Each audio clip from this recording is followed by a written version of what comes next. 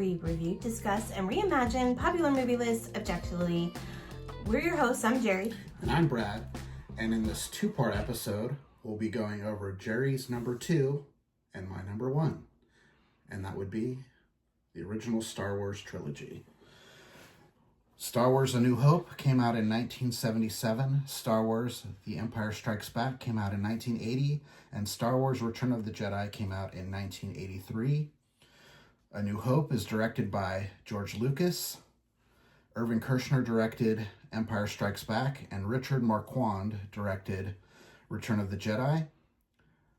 A New Hope is written by George Lucas.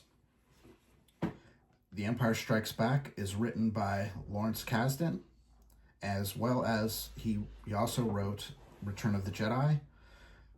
A New Hope is edited by Marsha Lucas, Paul Hirsch, and Richard Chew.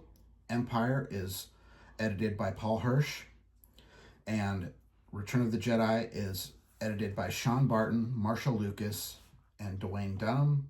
Stars Harrison Ford, Mark Hamill, Carrie Fisher, Anthony Daniels, Kenny Baker, Peter Mayhew, Billy D. Williams, David Prowse, Frank Oz, and James Earl Jones. A long time ago, in a galaxy far, far away, a group of freedom fighters wage war against the oppressive galactic empire to restore peace and freedom to the galaxy. Yeah, we're not going to talk about the filmmaking on this one because you've seen it. You've seen these movies. Like, who hasn't seen these movies? Like, newborns? Newborns and, tribes in the Amazon that haven't been reached by civilization yet. Right. So in this one, we're going to do 2 parts.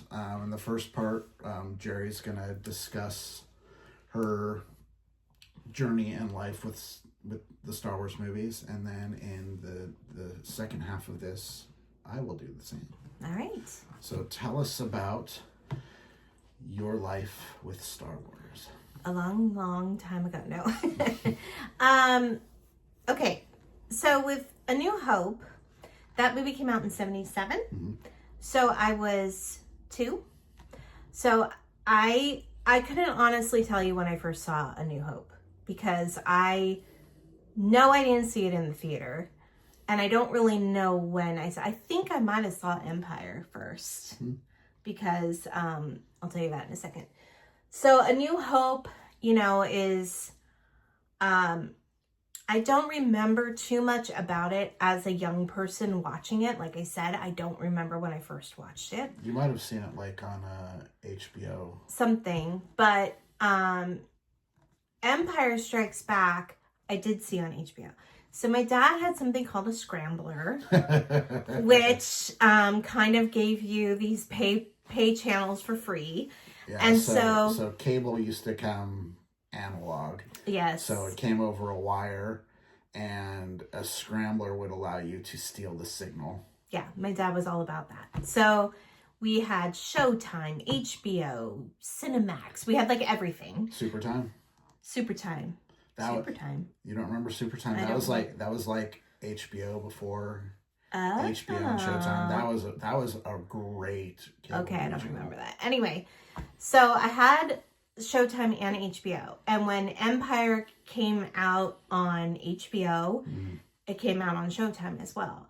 And at this time, I had the chicken pox, and so I was at home, and so there was a period of time where I'd watch Empire, and then I'd watch it on HBO.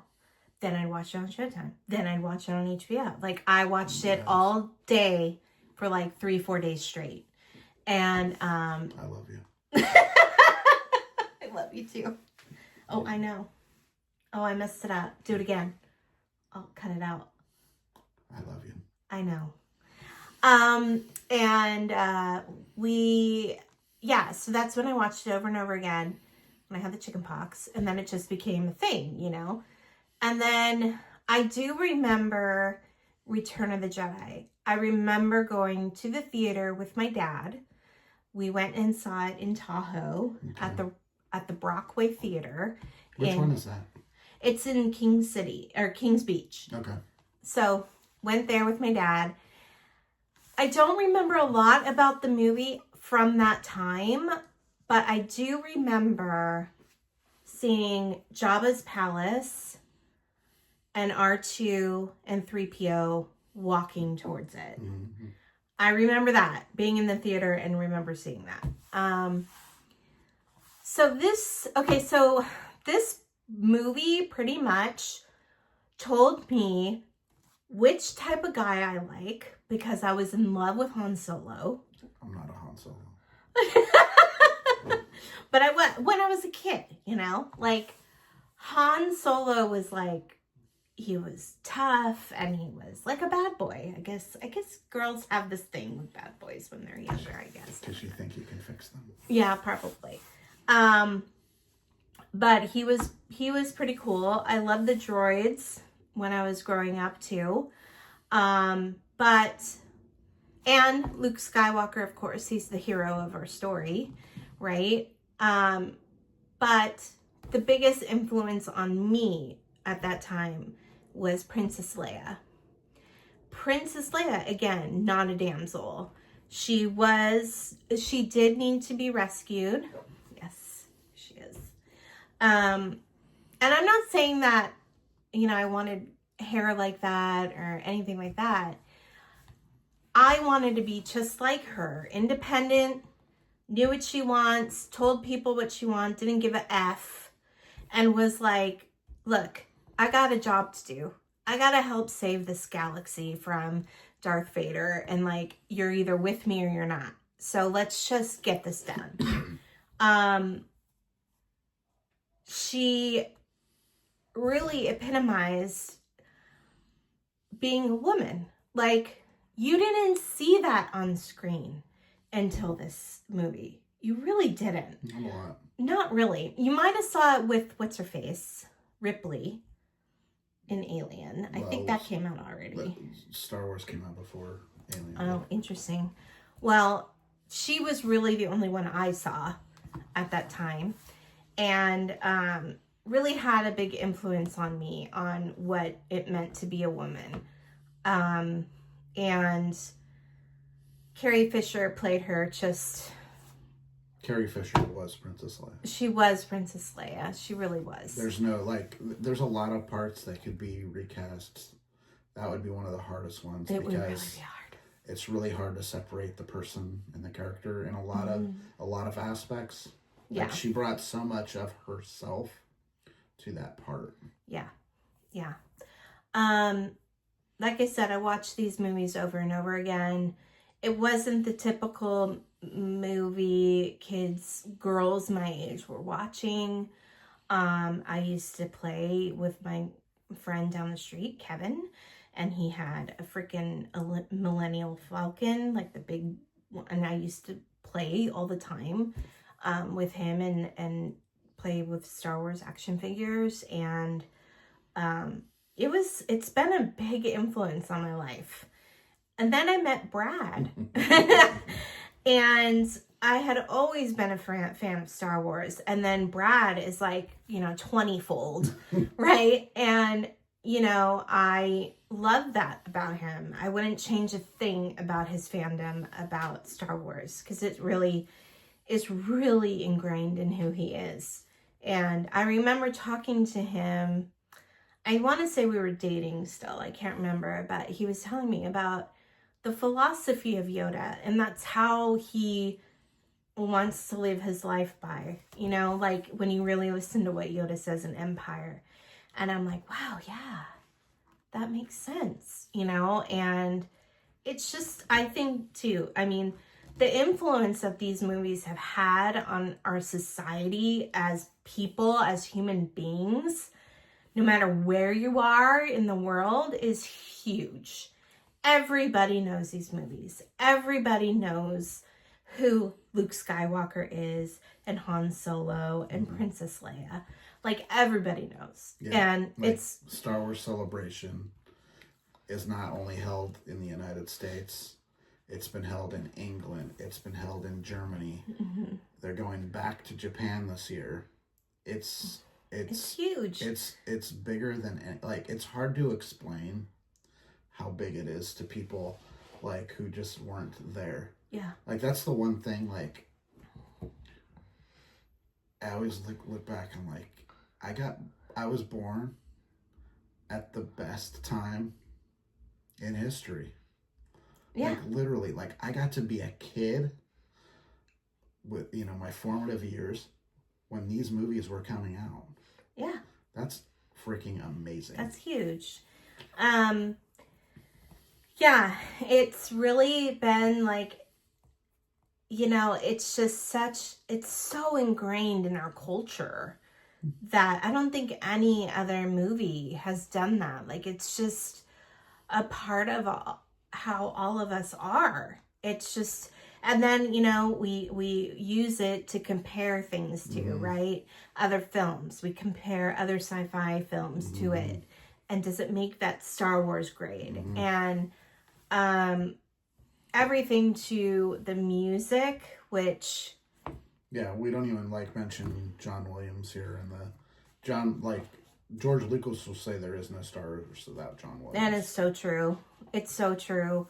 My favorite piece of music is not from the trilogy. Of course, I love all the music from the trilogy, but it's not my favorite piece. But it's so iconic. You recognize it anywhere you are, like when you hear it. Yeah, I'm a huge fan, and I think there's a lot of people out that are huge fans. Even if you're not, I've noticed that even if you're not a huge fan of Star Wars, maybe you don't care about movies that much, and maybe you don't get it, which is fine. But I know that people who see the fans of Star Wars really kind of not respect it, but understand it. And they, they are like, oh, okay, she's a Star Wars fan. Like, it's so common that you have, this, I guess, nerdism, I guess you want to say, or geekism of being a Star Wars fan. And it's kind of a great community to be a part of. There are some bad parts, of course. Well, I mean, the bad actors on social media make it hard, but if you go to a Star Wars celebration, those people don't show up to it. They are not fans of Star Wars. What they're fans of an agenda. Yeah. That I don't respect in any fashion at all. And they don't do it just for Star Wars. They do it in Marvel. They do it in any kind of large, franchise thing. They have an agenda, and unfortunately, their voices are loud. And unfortunately, some of these filmmakers listen to them, but that's a whole other... Yeah. That's a whole podcast. But, yeah. Yeah, I mean, these movies, there's so many interesting characters. It's so creative. And most of the characters you're going to remember for the rest of your life. And it's just such a phenomenon that I know has been a big part of my life for a long time. Anything else to say about it? Well, it's a big part of our lives together. It is. As well. Yeah. We've been to 3 Star Wars celebrations together. We went in 2015, 2017, and was it 2018? Maybe. Yes, we went to one back to back. Yeah. Yeah. And I mean, we'll watch it. I mean, it's one of my... I put them on all the time. He was like, I kind of feel like watching Star Wars.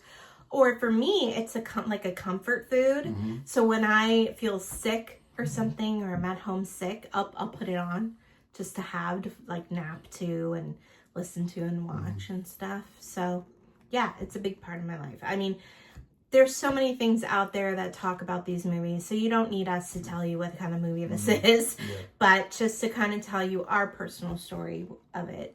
So. All right. So, scoring it as Jeri's number 2, 100, no notes.